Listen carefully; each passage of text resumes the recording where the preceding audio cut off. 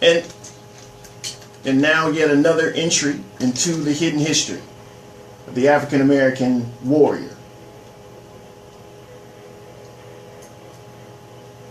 Interesting to note that it was on this date in 1863, January 26, 1863, the War Department decided to authorize the governor of Massachusetts' request to enlist African American troops to fight in the Civil War.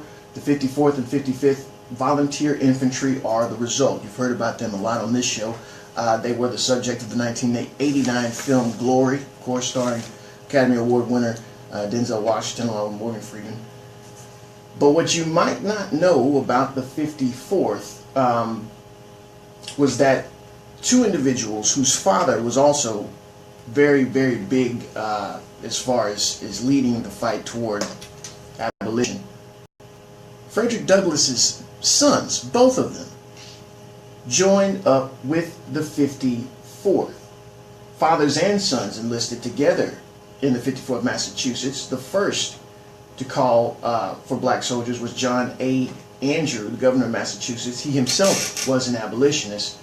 The Massachusetts did not have any, or did not have many rather, African American residents, but by the time the 54th Infantry headed off to their training camp, more than 1,000 men had volunteered, many coming from other states like Indiana, New York, Ohio, some even as far as from Canada, to join up the fight. The fight was the reason these folks came so far. The most famous enlistees into the 54th, as I said, the sons of Frederick Douglass, Charles and Lewis Douglass, the sons of the famed abolitionist Frederick Douglass. Now, of course, the 54th is known for their pummeling of Fort Wagner. They didn't take the fort in their pursuit. However, they did weaken it enough for the Confederates to abandon the fort, and it was overtaken later on. But the one son of Douglass, Lewis Henry Douglass, to actually see battle is the warrior in question here today, folks, because Frederick Douglass usually is the focal point, but this whole family had very significant contributions into the war effort. Lewis Henry Douglass was the oldest son of Frederick, and his first wife, Anna Murray Douglass, born in New Bedford, Massachusetts, was Lewis. Lewis, on March 25th of 1863, only 2 months after the Emancipation Proclamation allowed African Americans to see combat in the U.S. Union Army, Lewis joined 2 months after that, going on to, of course, again fight with the famed 54th. He then joined the regular army and attained the rank of sergeant major, the highest rank of a black man that any black man could reach at the time. He took part in the battles of James Island, Battle of Olustee, Second Battle of Fort Wagner, and at the Second Battle of Fort Wagner, half of the regiment was killed, but the battle turned the public's attention toward the sacrifices African Americans were making in the war. Douglass addressed the bravery of the African American troops in a letter to his future wife, Helen Amelia Loguen. Morris Island, South Carolina, July 20th. My dear Amelia, I have been in 2 fights and I am unhurt. I'm about to go in another, I believe, tonight.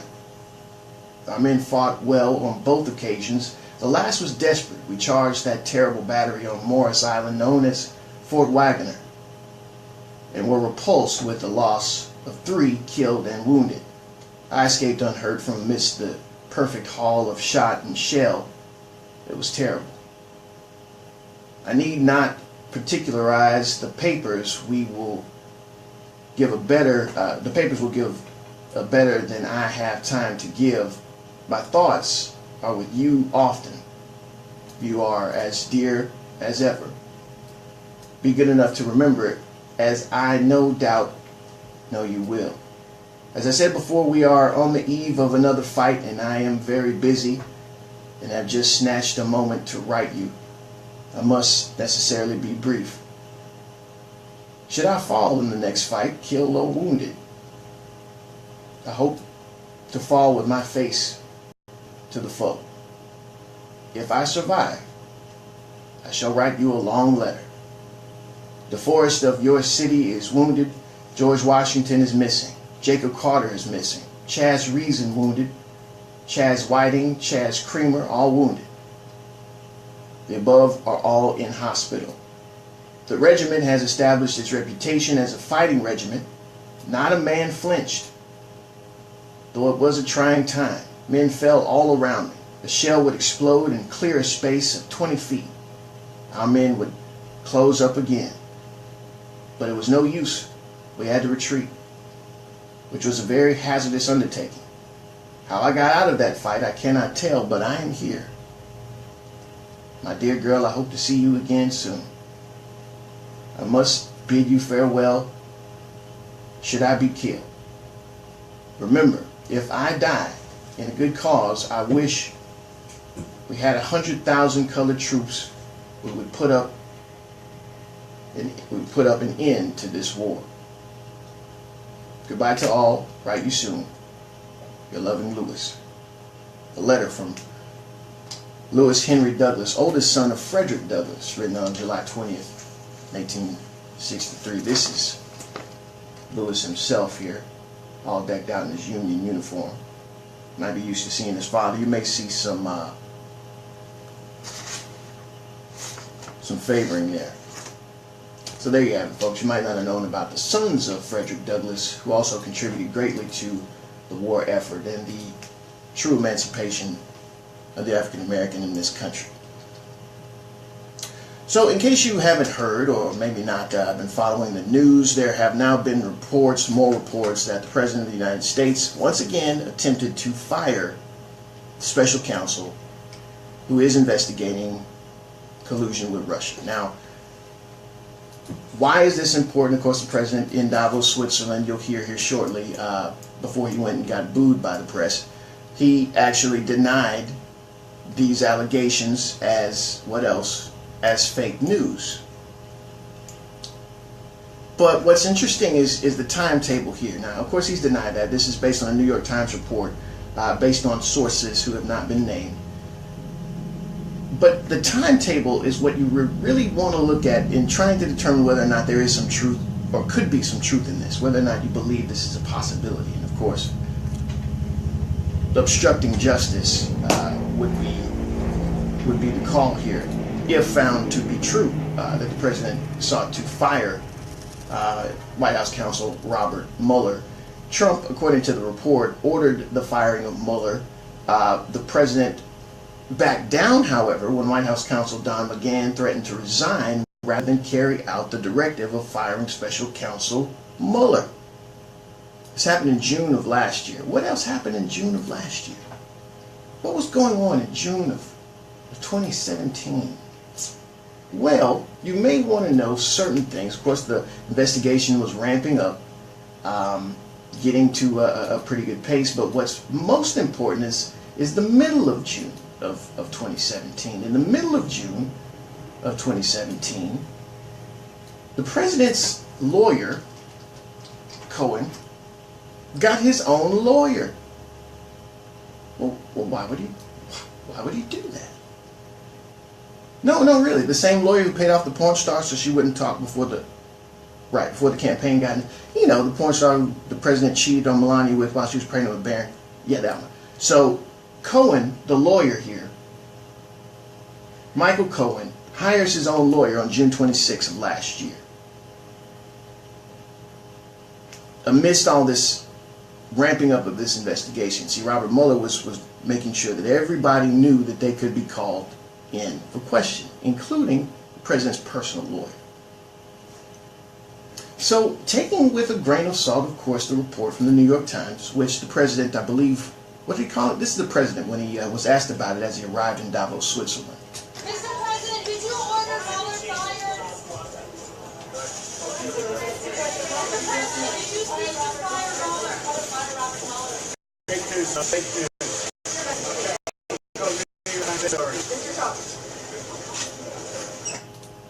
Fake news, fake story. Is it?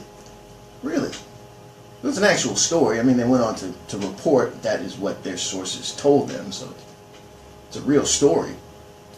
But what else was going on around this time? See, this is what's important, folks. When whenever something like this happens, the president denies something happened, you have to go back in time to look at what was happening around this time, okay?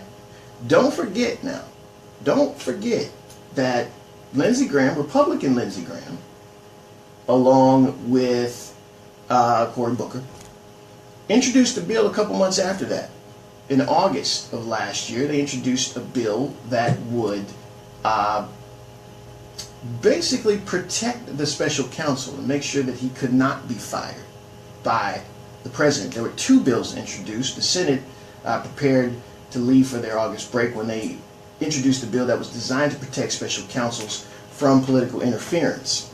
The introduction of the measures came as the president was continuing to express his ire for the probe. He didn't appreciate that. As a matter of fact, he went so far as to say that's why he fired James Comey. First bill was introduced by Graham and Booker, and it would have required a judicial review to remove a special counsel from office. The Attorney General or the acting Attorney General would have to petition a federal court to establish that there was enough good cause for removal, like misconduct, incapacity, or conflict of interest.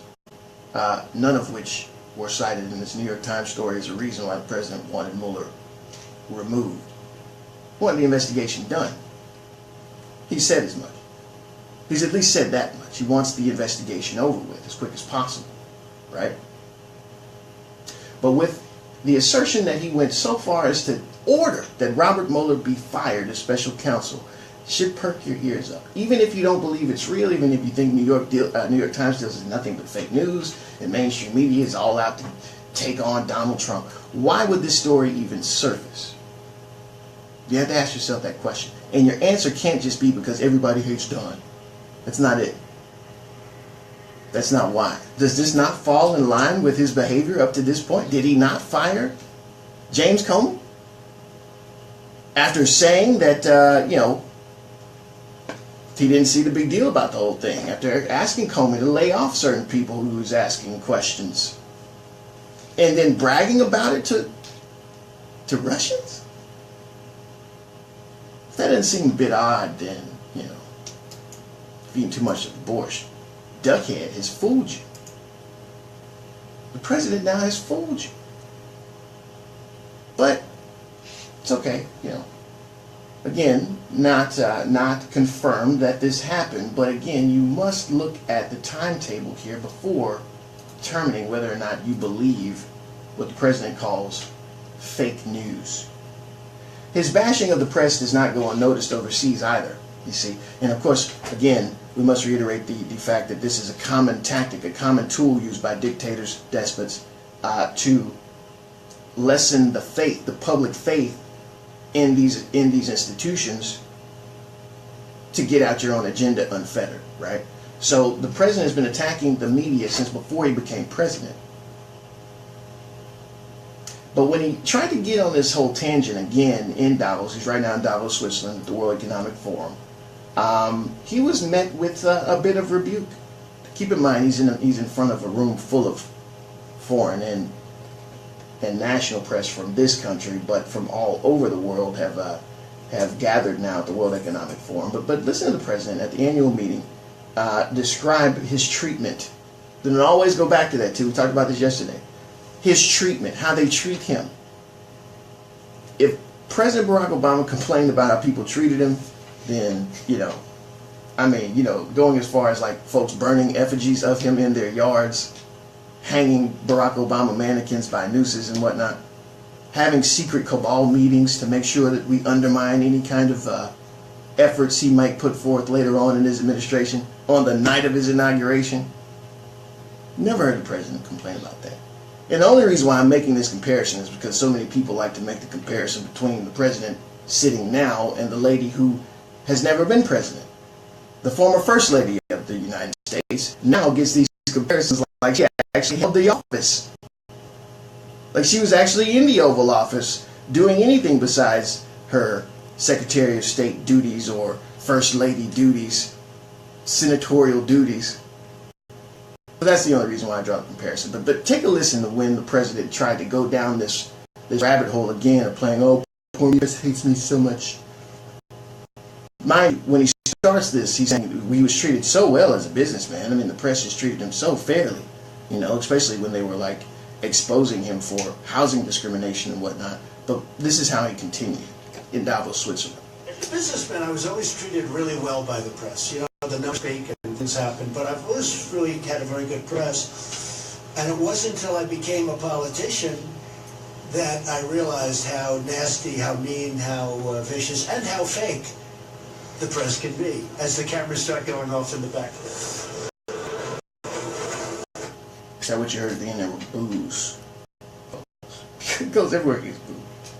He goes all the way to Switzerland to get booed.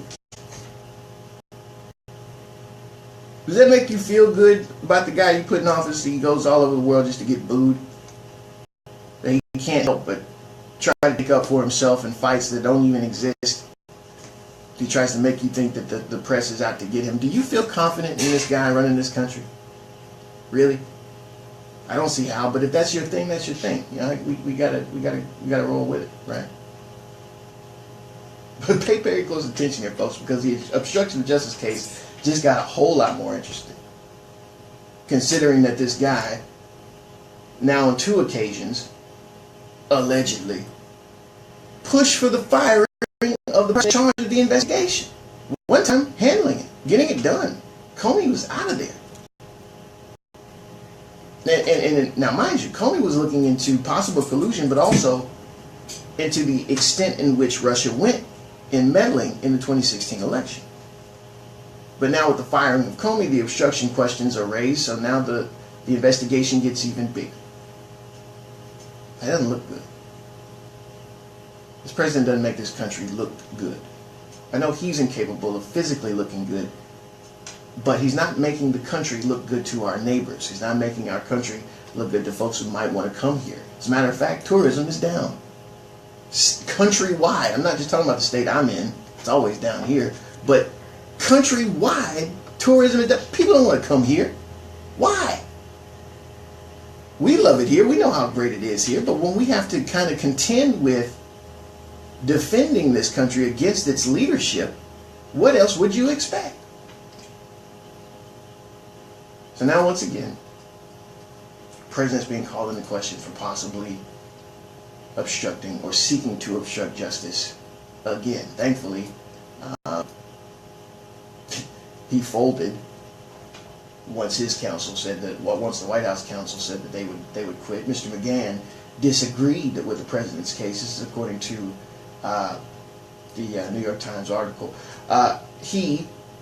McGahn also told senior White House officials that firing Mr. Mueller would have a catastrophic effect on Mr. Trump's presidency and would incite more questions about whether the White House was trying to obstruct the Russia investigation.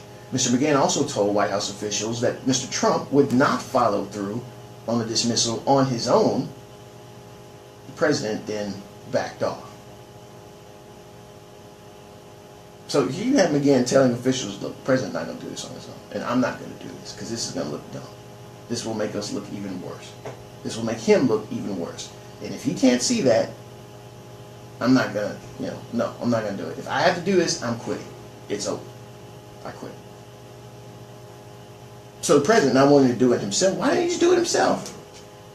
He fired Comey and bragged about it to his Russian pals, to his, what's the word, Tovarish? Is that the word? Tovarish. Tovarish. That's the Russian word for friend. We've been going over our Russian just in case. You never know. Tovarish. Red Dawn. Comrade. Tovarish means the same thing, right? Yes. Okay. So his Russian Tovarish in the White House bragging about firing Comey, and once that gets out, even though that there were no American press in the room, wonder why. Even though that gets out, the president's not going to take that hit again. He's not going to fire Mueller by himself. So he tries to get McGahn to do it. Hey, McGahn, Don, look, Don, this is Don. Don here. Don, I want you to do something. I want you to fire Robert Mueller. I want this thing done, okay? I want it over with as soon as possible, and he needs to go because it needs to be done, okay? Don McGahn says, what? You want to fire who? Why? holds the phone. You know when you're talking to somebody and they say something you can't really comprehend, so you kind of hold the phone up and process it. So McGahn's like,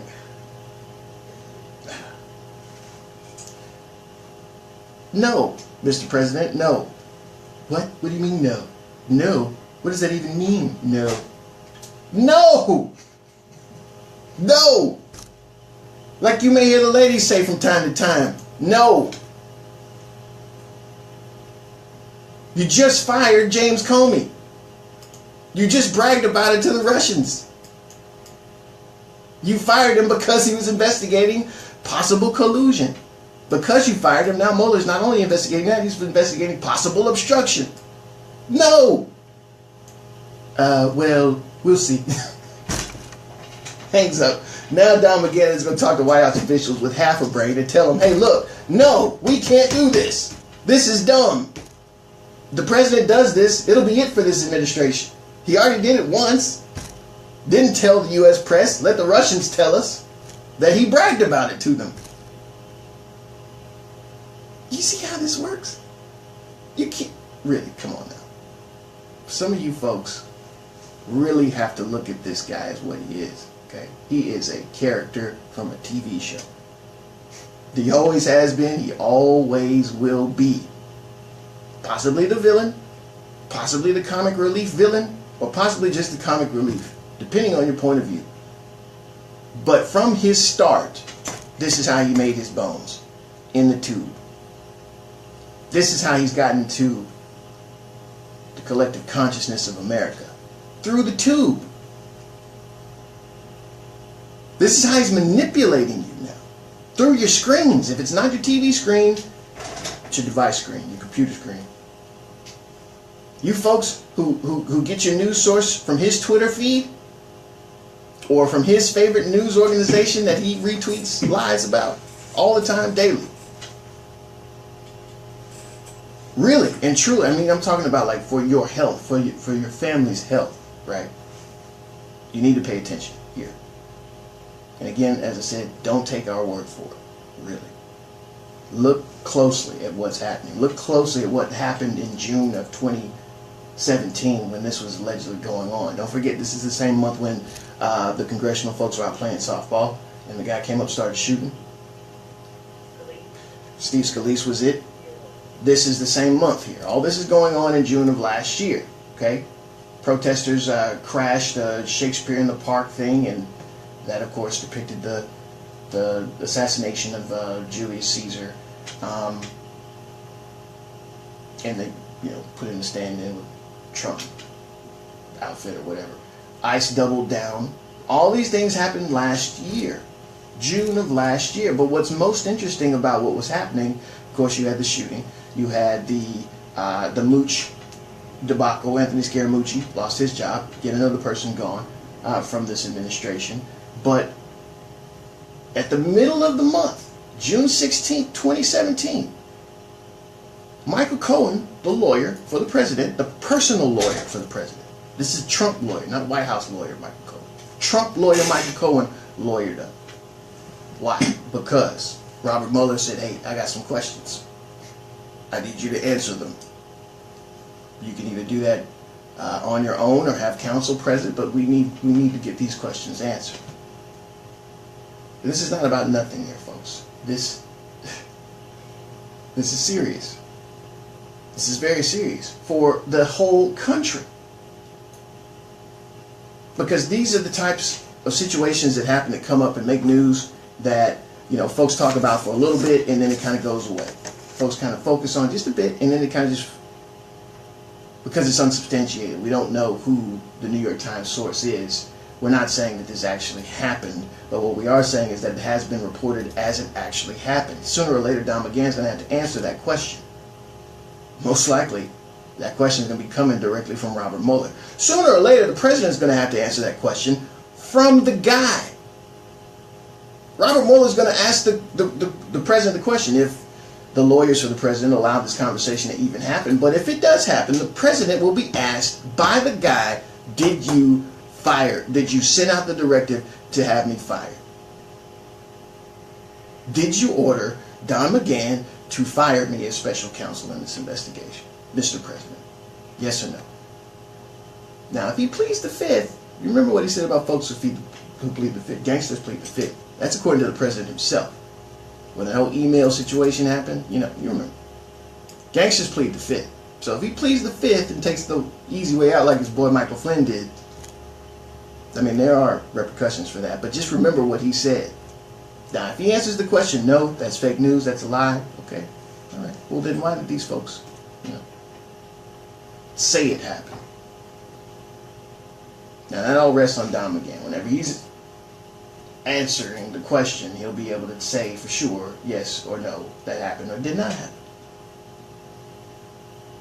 But don't just write this off. It's just another piece of, we bash Trump today news stories. If this guy is seeking to obstruct justice over and over again, there's a reason for that. He's hiding something. He doesn't want these questions answered, unless, of course, Russians are asking the question. Then he'll talk all day. He doesn't care. He'll talk all day to them. He loves those guys. Everything. It's a good question, though. That's a very good question, because folks want to ask that when we're talking about this, and they try to hang on that as if he wouldn't have anything to hide, right? Good question. What is he hiding? Well, what is the nature of his relationship with, and I'm not even going to go all the way to the top. I won't even go all the way to Vladimir Putin, okay? But that's a very good question to ask. What is your relationship with the Russian who you sold the estate in Florida to for however many millions? How did you guys know each other? What are your previous relationships? Why was that communication going from Trump Tower over the internet directly to Russia and Russian bank institutions? What was that about?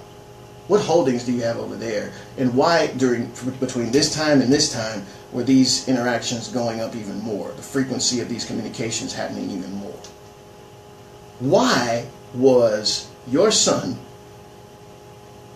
and Michael Flynn in a room with a Russian lawyer? What did you hope to gain by that conversation? Did you know about that conversation? Did they have that conversation without knowledge, Mr. President? What exactly do you have in Deutsche Bank?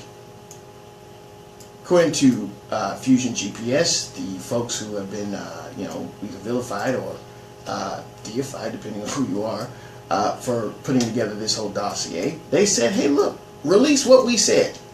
We testified. We said X, Y, Z. Put it out in the public so the public can see what we said and follow the money. What's in Deutsche Bank? What's there? How long has it been there? Why is it there?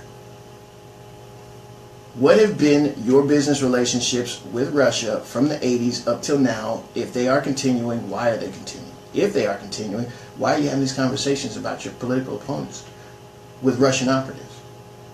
Why are you placing in your cabinet at highest levels of influence folks with ties to foreign entities, foreign governments? Those are some things he might have to hide.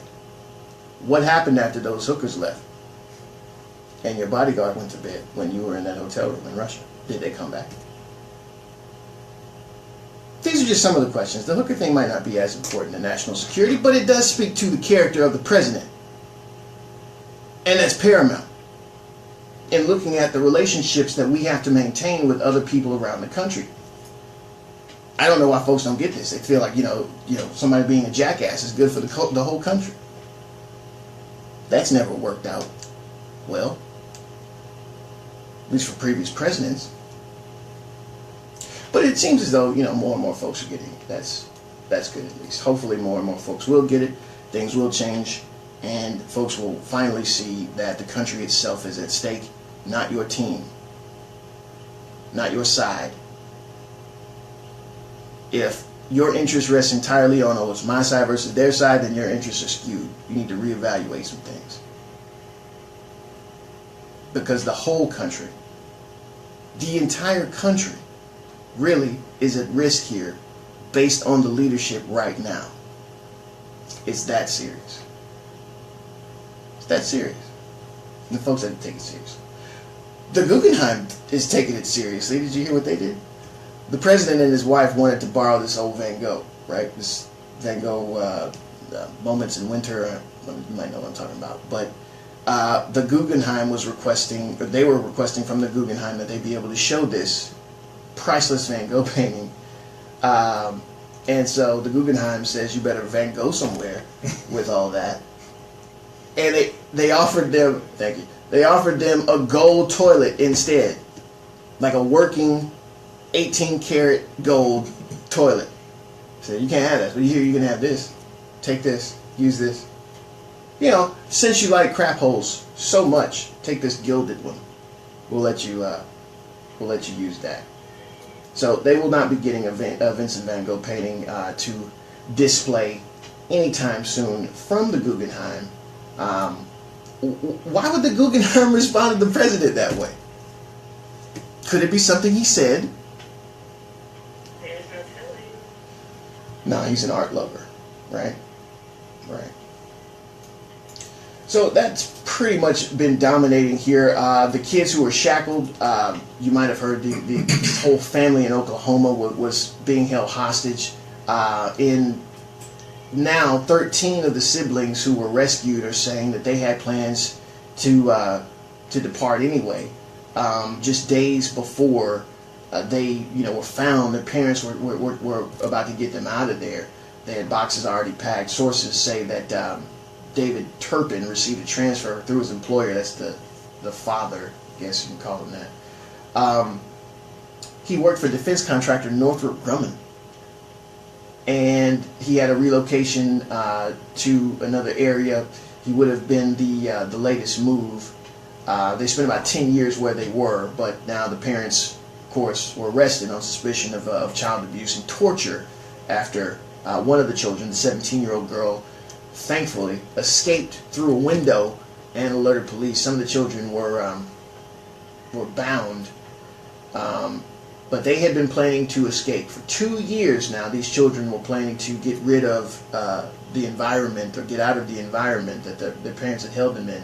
Siblings ranging in age from 2 to 29 reporting having been beaten, choked, starved, punished by being chained, sometimes weeks, months at a time. David Turpin was charged also with a count of lewd conduct with a child. Both parents are being held on $12 million bonds. We'll be back. The Jackson Advocate newspaper has been